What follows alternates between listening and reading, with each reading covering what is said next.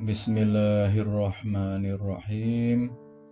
Tapi pun merdeka, tetap semangat. Bertemu kembali dengan saya, Wong Tua Ngapak dari Lampung. Pada kesempatan ini kita berbincang-bincang kembali bagaimana kita berbicara atau kita memberikan instruksi kepada komputer dalam masalah yang masih sangat sederhana juga. Intinya bagaimana kita berkomunikasi dengan komputer. Ya. Misalkan kita mempunyai bilangan yang terdiri dari 3 digit angka. Bilangannya boleh berapa saja, ya. Misalkan ada bilangan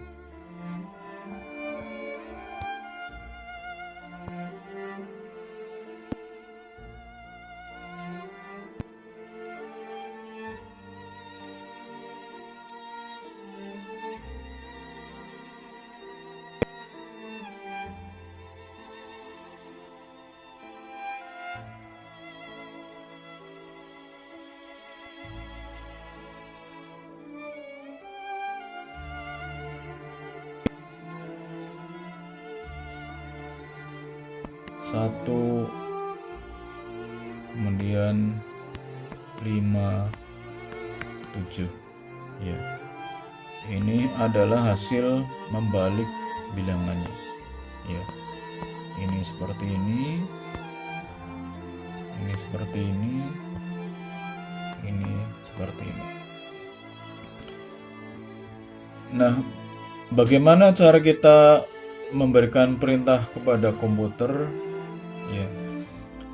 Mengingatkan kembali bahwa ini kemampuan yang mendasar, ya. Kemampuan mendasar dari komputer adalah melakukan penjumlahan, mengurangi,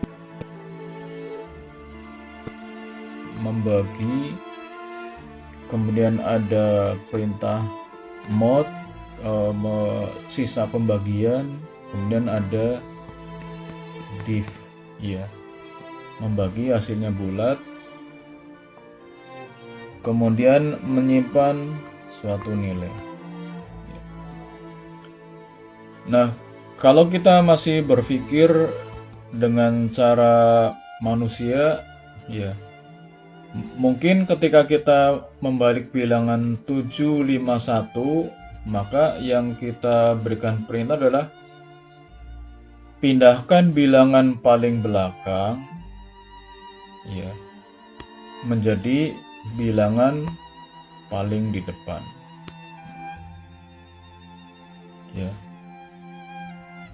Kemudian misalkan untuk yang terakhir, maka pindahkan bilangan yang paling di depan, ya, menjadi bilangan yang paling belakang.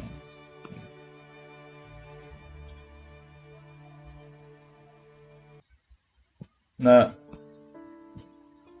bagaimana kalau komputer yang kita suruh, ya, sementara komputer kan kemampuannya ini tadi, ya, ya, kemampuannya adalah menjumlah, mengurangi, mengalihkan, membagi, melakukan sisa pembagian, kemudian membagi hasilnya bulat dan menyimpan suatu nilai. Tentu saja ketika kita menyuruh komputer untuk letakkan bilangan yang paling belakang ke paling depan, ya, ya, maka komputer akan bertanya, yang dimaksud dengan bilangan paling belakang itu apa? Ya. Kalau kita sebagai manusia tentu saja paham bahwa kalau 751, maka yang paling belakang adalah angka 1 ini. Ya. Nah, komputer dengan pemahamannya, ya, Dia kan kemampuannya hanya ini. Ya. Maka ketika kita berikan suatu instruksi paling belakang, ya, paling belakang,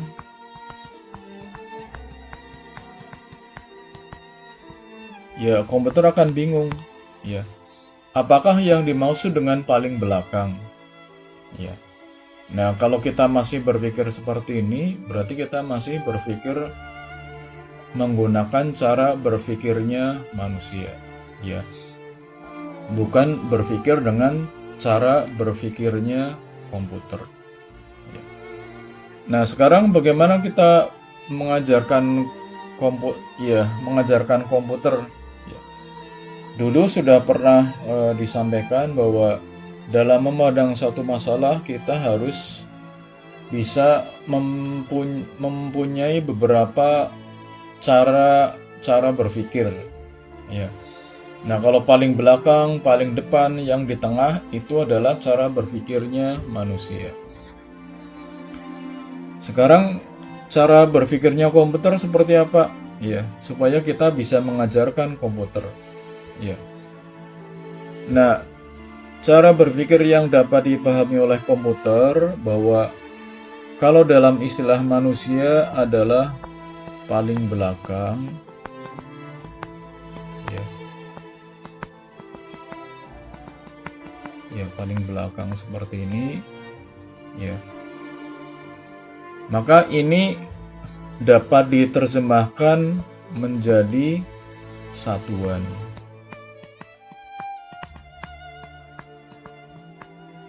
Ya. Jadi yang bilangan paling belakang ini tadi, ya, ini kalau dalam bahasa manusia adalah paling belakang, ya. Kalau dalam bahasa yang dimengerti oleh komputer adalah satuan. Ya.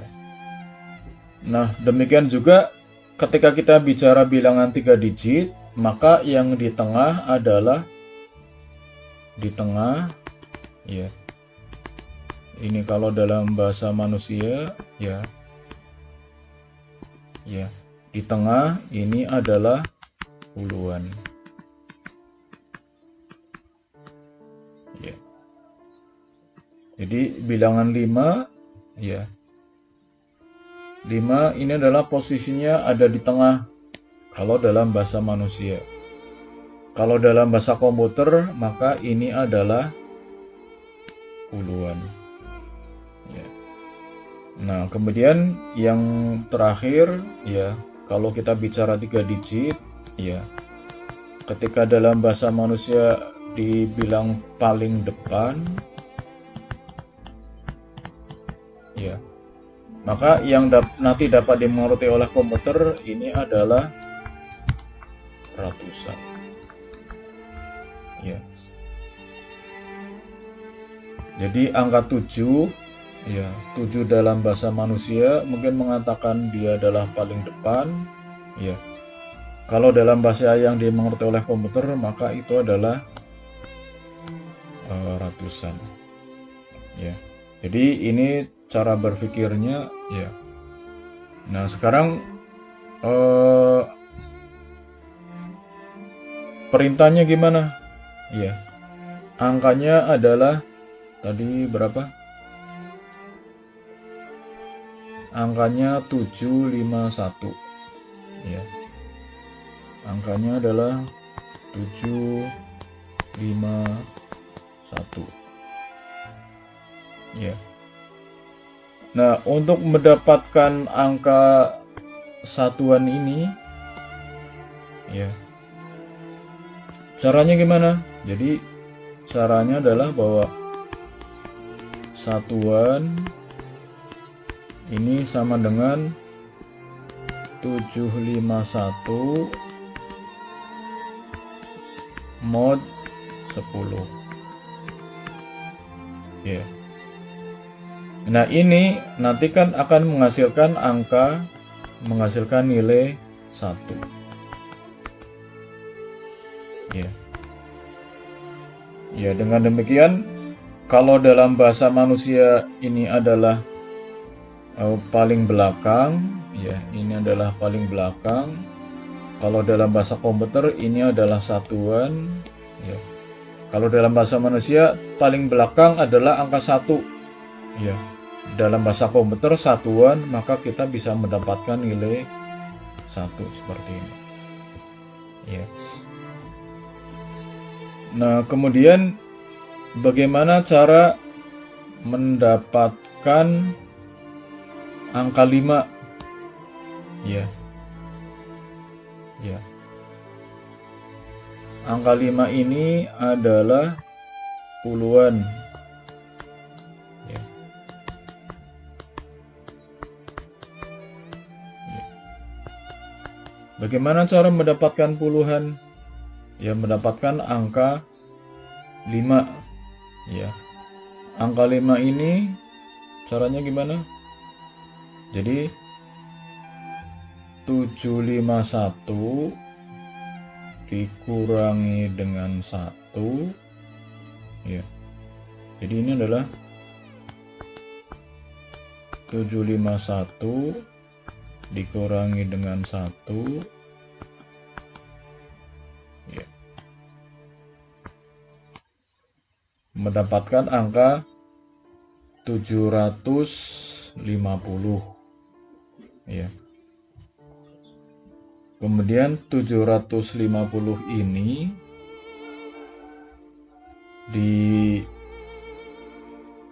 bisa dimod dengan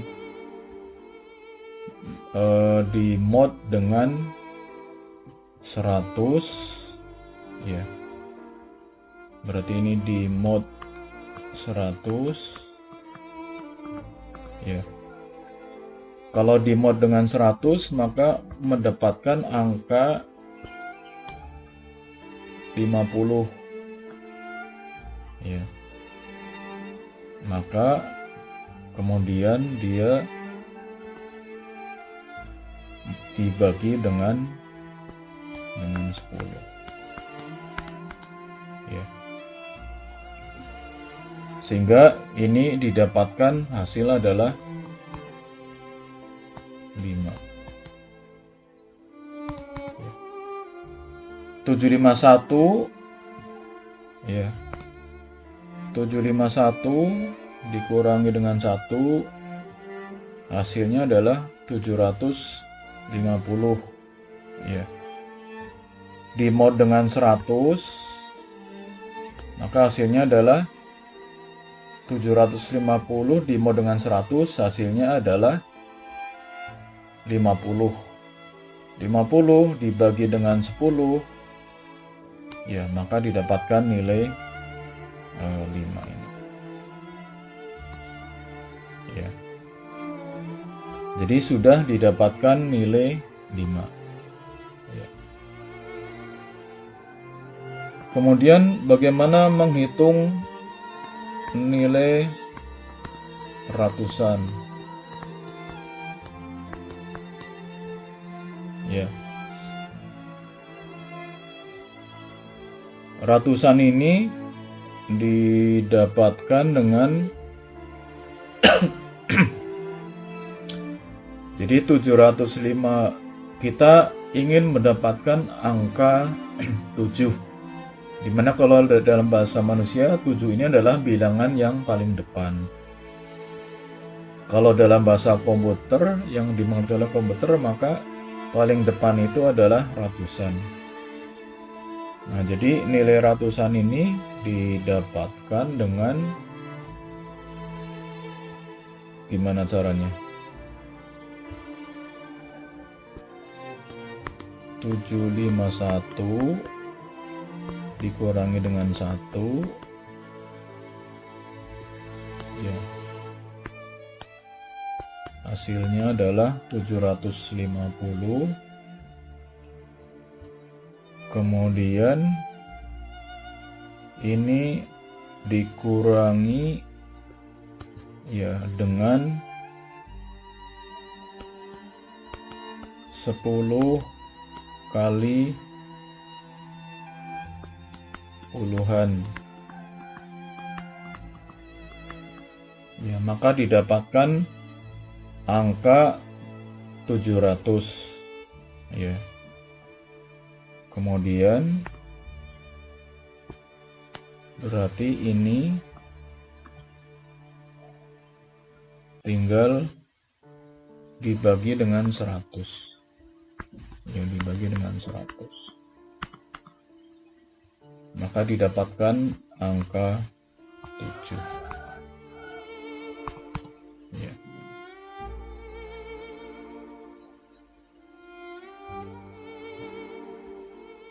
Nah, kemudian untuk membaliknya gimana? Ya, jadi untuk membaliknya, jadi kalau misalkan kita bicara hasil, ya, maka membaliknya hasil adalah satuan, ya, dikalikan dengan 100, ya, ditambah dengan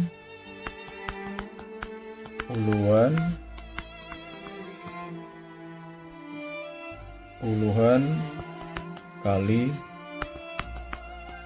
10 dan ditambah dengan ratusan. Ya. Kalau satuan tadi kan nilainya 1 ya. Jadi 1 kali 100 kemudian ditambah 5 kali 10 ya, ditambah dengan 7 ya, sehingga didapatkan nilai 100 ya, 157 ya. Jadi ini bagaimana kita berpikir tentang membalik angka yang terdiri dari 5 digit ya. Nah, kemudian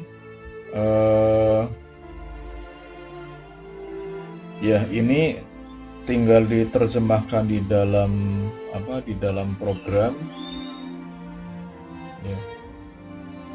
Ya, mungkin kalau untuk membantu ya, supaya lebih mudah untuk memahaminya, jadi kita buat dalam bentuk flowchart ya. Jadi misalkan ini adalah mulai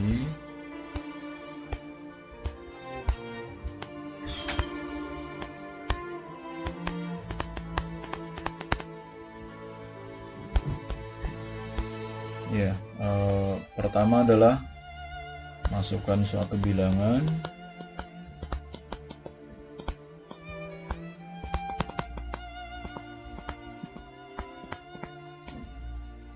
ya. Karena ini input, maka simbolnya adalah ya miring seperti ini ya. Kemudian kita hitung satuan tadi ya, satuan sama dengan sekian ya. Ini adalah proses yang ini ya. Jadi ini dituliskan di sini ya. Menghitung satuan, kemudian menghitung puluhan ya, dimana puluhan ini yang ini tadi ya ditulis di sini, kemudian menghitung ratusan ya, ratusan sama dengan berapa dihitung ya. Ini adalah yang ini tadi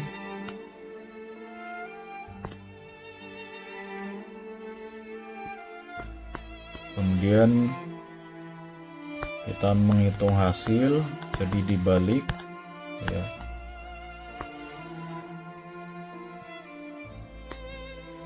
Ya, kembalikan ini adalah yang hasil ini seperti ini ya. Kemudian terakhir tinggal dicetak ya. Cetak hasil. Karena mencetak jadi simbolnya seperti ini. Kemudian ini selesai.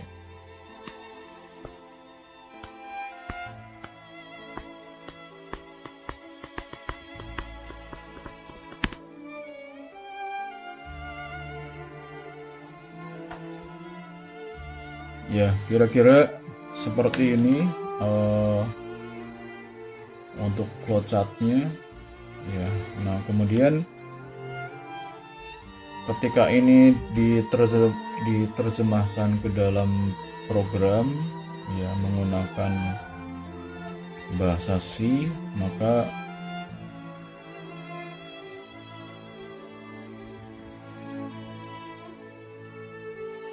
ya terjemahan di dalam bahasa C-nya adalah seperti ini.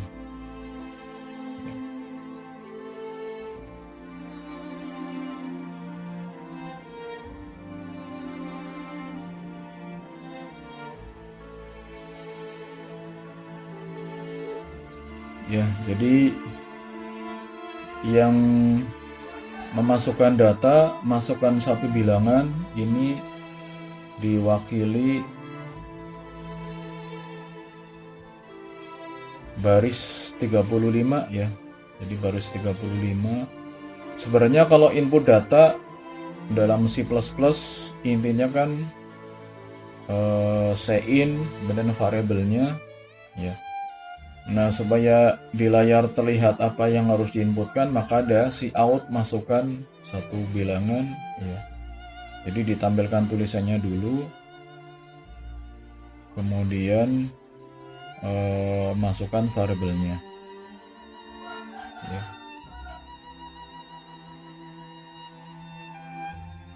Ya, kemudian ini menghitung satuan ya. Satuan adalah bilangan. Jadi yang satuan ini diwakili di baris 39. Ya. Mungkin saya tambahkan di sini menghitung nilai satuan. Ya. Kemudian ini menghitung nilai puluhan ya. Seperti yang disebutkan tadi ya. Jadi di flowchart ini menghitung nilai ratusan.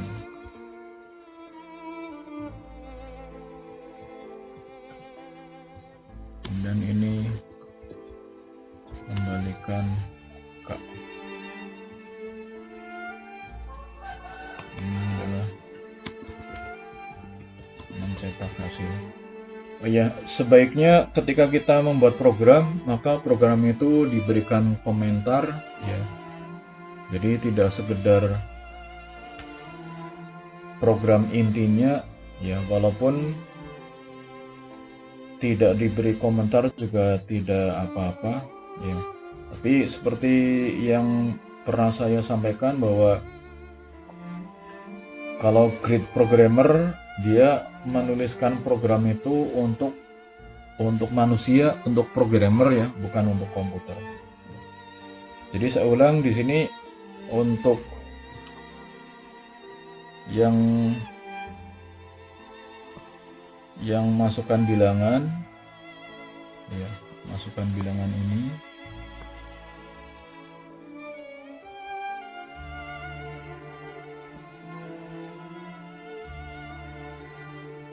ya, masukkan bilangan ini diwakili oleh baris 35, 36 ya. Kemudian yang menghitung satuan, ini diwakili oleh baris 39, 40 ya. Kemudian menghitung puluhan, ini adalah baris 42, 43 ya. Kemudian menghitung ratusan, ini 45, 46 ya, 45, 46. Kemudian menghitung hasil, ini adalah baris 48, 49, dan mencetak adalah baris 52 ya. Ya, kemudian kalau kita berbicara bahasa C, ya strukturnya adalah ini ya. Bahasa C minimal terdiri dari satu fungsi, yaitu fungsi main. Ya.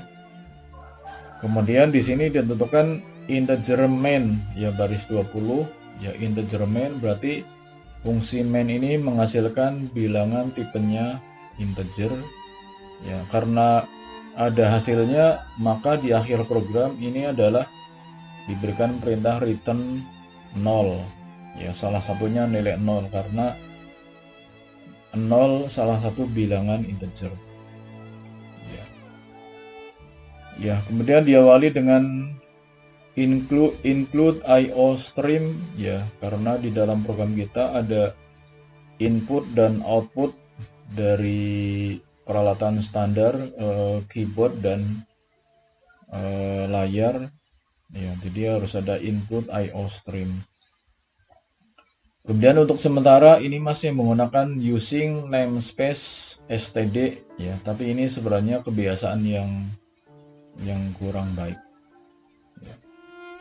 Nah, kemudian kalau kita coba hasilnya ya, kemudian kita compile ya, ada di drive D, jadi saya D.2 pindah directory, ini saya 11 kuliah dasar-dasar pemrograman, akhirnya begini.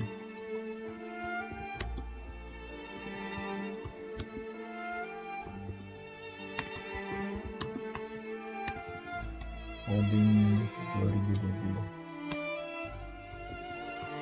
Ya, di sini ada balik angka ya.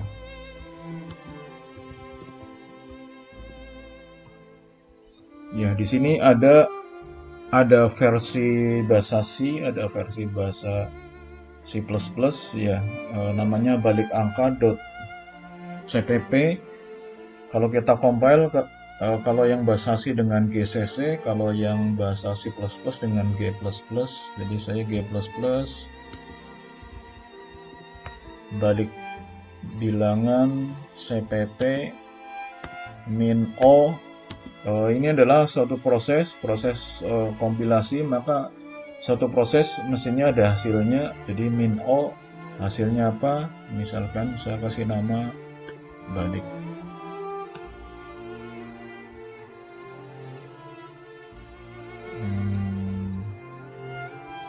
Salah.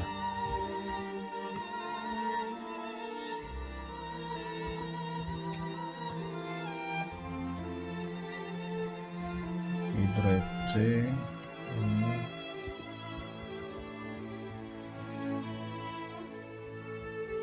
ya, jadi ini memang waktu awal instalasi ya, waktu awal instalasi setelah diinstal ternyata tidak bermasalah menjalankan G++ nya, kemudian sekarang ada masalah, berarti kita harus melakukan setting environment ya. Kita cari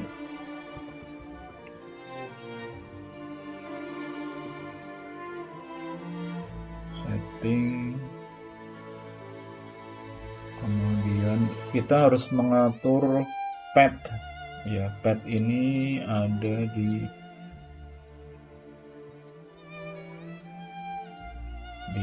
mana ya?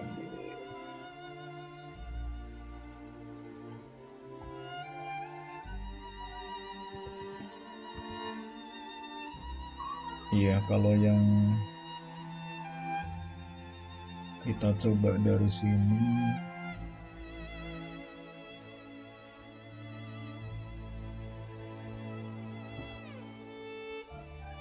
setting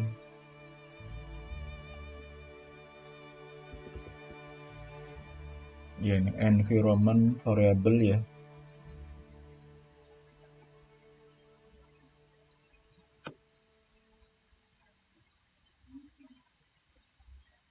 Advanced, kemudian ini environment variable ya. Kemudian cari di ini ada path ya, kemudian ditambahkan edit ya. Kita buat baru jadi new, kemudian browse, chart ini diarahkan ke posisi dari min GW ya, dimana kita menginstal letak dari file ya. Kalau dilihat dengan file dengan Explorer ya, jadi kita sebenarnya ingin mengarahkan letak dari G++ ya. Ya, G++ itu ada di sini ya. Jadi di Windows min GW bin. Ini ada G++, sehingga environment variabelnya seperti ini, C.2 min GW bin. Kita oke. Ya, kita coba.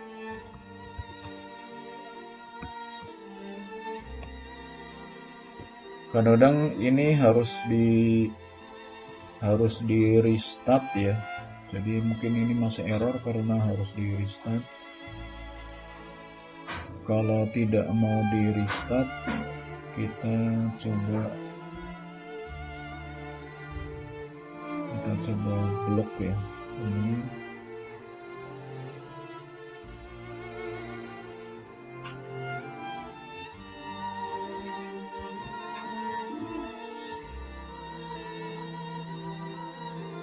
kita copy,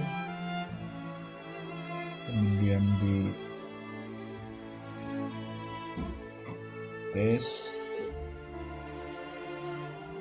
ini ditambahkan. Ini karena kita tidak mau restart komputer ya, C.2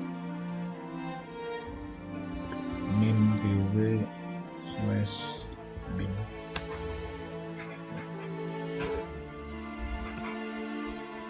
Ya, sekarang sudah bisa mengkompilasi. Kalau kita lihat ya, maka di sini ada balik titik exe ya, yang tadinya balik bilangan CPP sekarang ada balik exe ya. Kalau kita coba ya, kita masukkan bilangan 751 ya, kita masukkan 751, hasilnya adalah 157 ya. Kita masukkan bilangan yang lain, misalkan 345, hasilnya adalah 543 ya. Nah, dengan demikian berarti kita sudah bisa mengajarkan komputer bagaimana cara membalik suatu angka ya, yang tadinya kita berpikir dengan cara berpikir manusia ya, Dimana kalau cara berpikir manusia itu adalah ada bilangan paling depan, ada di tengah, ada paling belakang. Itu istilah manusia ya. Kalau yang dikenal oleh komputer adalah satuan, puluhan, dan ratusan. Ya, demikian tadi perbincangan kisah-kisah kita tentang bagaimana kita mentransfer pola pikir yang tadinya pola pikir yang dipahami oleh manusia ke dalam pola pikir yang dimengerti oleh komputer. Sekalian sudah dilengkapi dengan contoh programnya. Jadi kalau programnya seperti ini, saya tunjukkan lagi dari baris 1 ya, baris 1 ini sampai dengan terakhir ya. Kalau ingin melihat source code-nya, bisa dalam videonya di pause ya, kemudian bisa disalin ya untuk ditulis di dalam text editor. Demikian perjumpaan kita, sampai ketemu lagi di lain kesempatan. Terima kasih.